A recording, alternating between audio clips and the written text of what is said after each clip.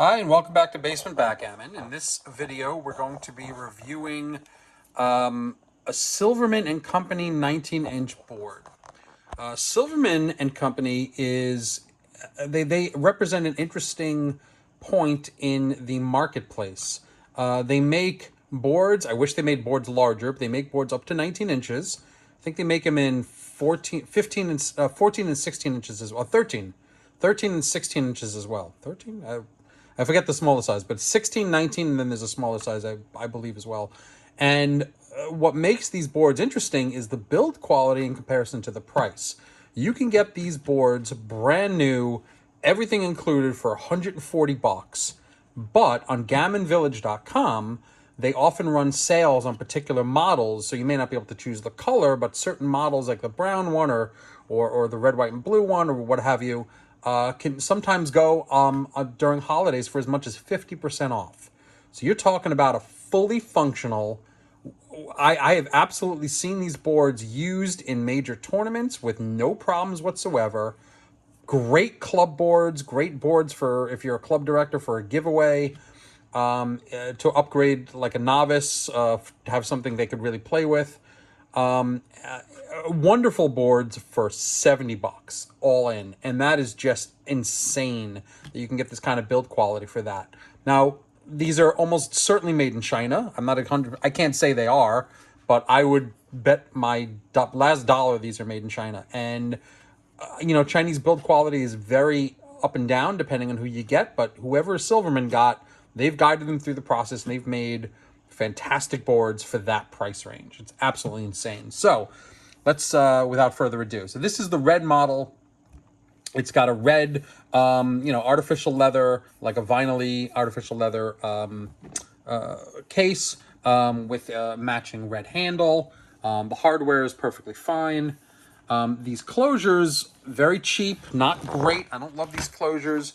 Sometimes they pop open, not on this particular board, but I've seen they get loose over time, and then they tend to like pop open at the worst time. So I don't love these enclosures, but again, 70 bucks, right?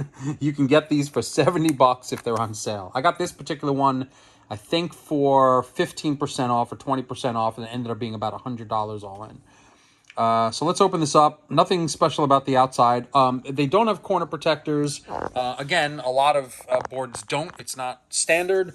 And also, again, at this price range, who cares?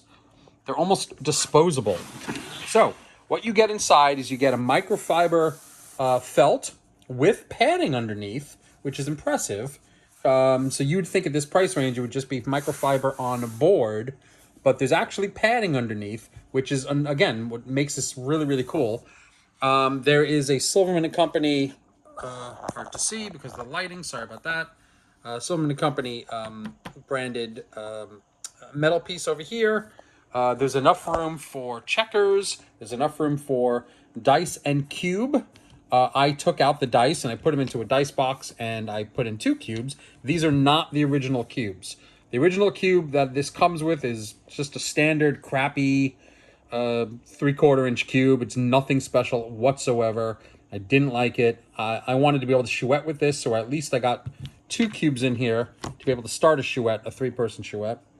Black and white checkers for this particular model, and these oval cups that are pretty standard for most of the Silverman and Company.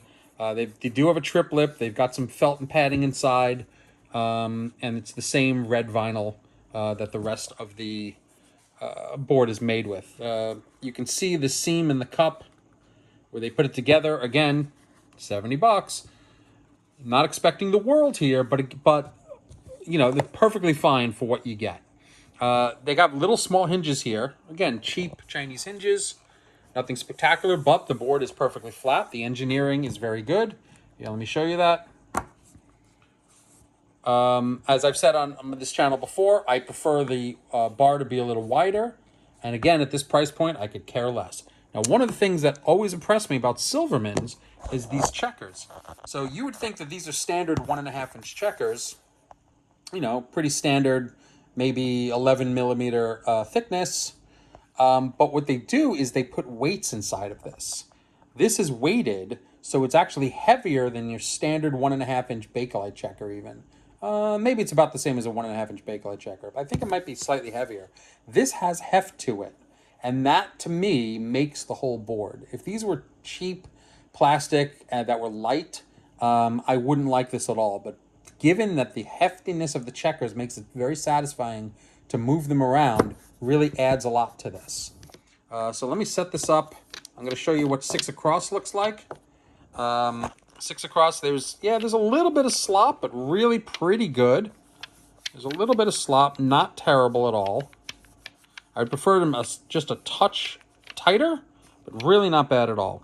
You've got, you've got leather bumpers all around. Very cool. And the board going across, I believe, is 12 across. I have to look. Let's see. Nope, a little bit more than 11.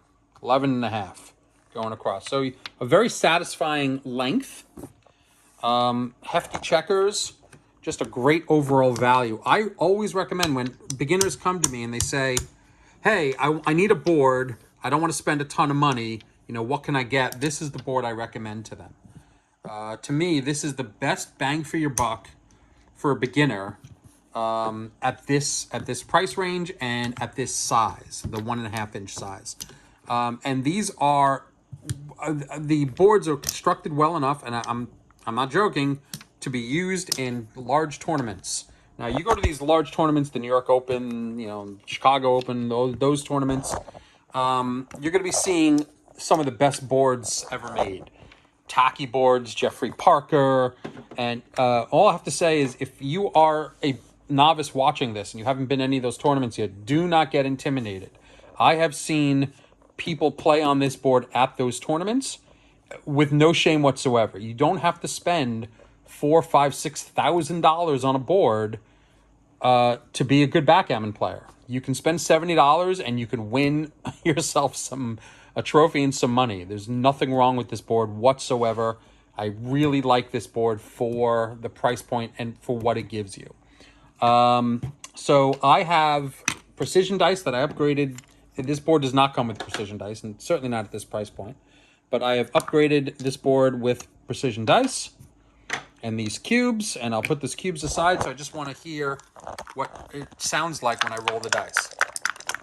So this is shaking inside the cup. A little loud, not too bad. And then that's it. You get a little sound, a little bump. You can barely hear it. It's very well padded. So what I have to say about Silverman is, yeah, it's, again, not the greatest build quality in the world, but remarkably good for what you get for the price. You will not be disappointed. If you take care of this board and you don't, knock it around too bad, it absolutely will last you years and years and years. I don't know about the glue. They glue these sections down over here inside the chip tray, and they glue these sections over here. There's a bumper here. This one wasn't even glued. In order to keep the checkers a little tighter. I don't know how this is going to last over time. I've had this board now for almost 3 years, and it looks brand new. I don't play a ton on it because I have so many boards. I tend to cycle through them. But I would say that it really doesn't matter. You could take this board out. I mean, it's almost disposable. You could take this board out, play it for a year, and if it gets destroyed, you could be out only $70. I'm going to keep saying that. $70. So Silverman and Company, for a novice beginner board, could not get better. I do not know of any other board at this price, even a full price of $140, that can beat the quality of a Silverman and Company. And that's it. I hope you enjoyed it.